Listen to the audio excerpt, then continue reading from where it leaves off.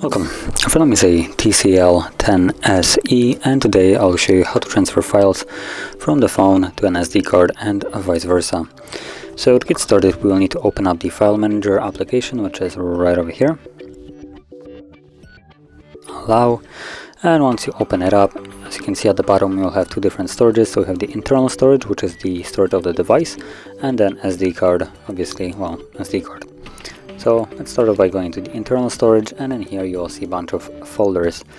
Now, most of them probably will be empty or, well, not containing anything that you would be interested in, but the folders that might be of interest to you will be things like the DCIM folder, which will contain any kind of pictures, videos, screenshots that you have captured with the device. Then downloads folder will contain anything that you have downloaded through either web browser or email.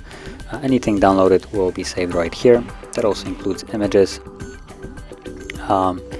Then below that we have pictures, which in certain phones just contain screenshots, and if it doesn't have screenshot in here, that means that the phone just saves it to DCIM.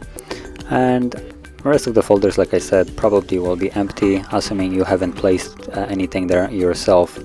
So yeah, now let's find our files. So I'm gonna be using a couple of photos that I have as an example for this. So once you find your files, all you need to do is select them, and you do it the same way with every kind of file. So you hold it, it gets selected, and then as you can see, you can tap on additional ones to select multiple, like so you don't have to hold them again. And then once the files are selected, you have two options. You can either copy or cut it.